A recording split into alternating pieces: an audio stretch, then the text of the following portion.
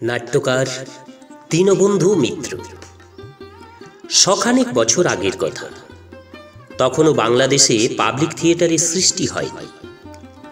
অভিনয় করা হবে, যারা দেখতে আসবে তাদের টিকিট কিনতে হবে, এই ব্যবস্থা তখনও হয়নি। তখনকার দিনে থিয়েটার করে মাইনে পাওয়ার কথা নয়, আর স্ত্রীর ভূমিকায় মেয়েদের অভিনয় করার কথা লোকে ভাবতেই পারত না। কথাটা মাথায় এলো জন কয়েক শৌখিন যুবকের মধ্যে। স্থির হলো জোড়াসাঁকোর মধুসূদন সান্যালের বাড়িতে রীতিমতো টিকিট বেচে অভিনয়ের ব্যবস্থা করা হবে। ৩০ টাকায় বৃহৎ প্রাঙ্গণ ভাড়া নেওয়া হলো। ন্যাশনাল থিয়েটার নাম দেওয়া হলো। অভিনয় করতে নামলেন অর্ধেন্দুশেখর মুস্তাফি, অমৃতলাল বসু, গিরিশচন্দ্র ঘোষ প্রভৃতি। সে 1872 সালের কথা। নিমন্ত্রিতদের মধ্যে ছিলেন ঈশ্বরচন্দ্র বিদ্যাসাগর মশাই। প্রথম সারিতে বসে তিনি অভিনয় দেখছিলেন নীলকুঠি সাহেবরা যা খুশি তাই করে চলেছে দেশের মুখে। গরিব চাষিদের মানুষ বলে তারা মানতেই চায় না। এক দৃশ্যে রোগ সাহেবের অত্যাচার দেখে বিদ্যাসাগর মশাই সহসা আত্মবিস্মৃত হলেন।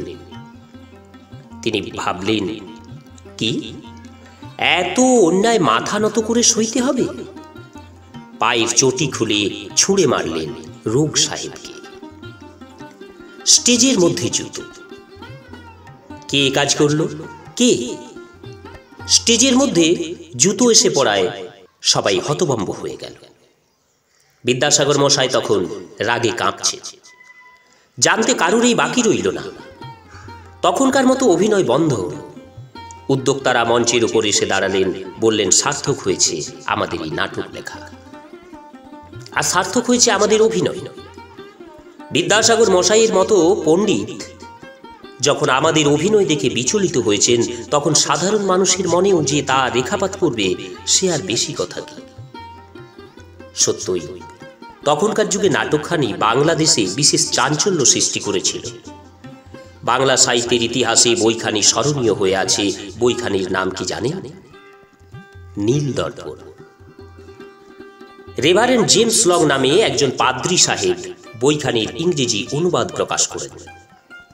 নীলকর সাহেবরা তা পড়ে চঞ্চল হয়ে ওঠে এবং প্রতিশোধ লওয়ার জন্য ইংলিশম্যান পত্রিকার সম্পাদক মানহানির মামলা করে। বিচারে লং সাহেবের 1 মাস জেল হয় আর 1000 টাকা জরিমানা হয়।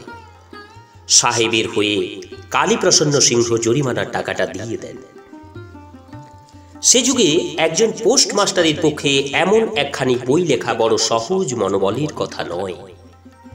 কিন্তু নাট্যকার দীনবন্ধু মিত্রের জীবনে নিজের পদোন্নতির চেয়ে জাতির সেবা করাই বেশি বাঞ্ছনীয় ছিল। এই সেই নাট্যকার দীনবন্ধু মিত্র। নমস্কার, মহুয়া বার্তা ইউটিউব চ্যানেলে মহাপুরুষদের জীবনী শ্রবণ করার জন্য চ্যানেলটি সাবস্ক্রাইব করে সাথে থাকুন। আজ এই পর্যন্তই। আসবো পরের পর্বে। সবাই সুস্থ এবং ভালো থাকুন। নমস্কার, ধন্যবাদ।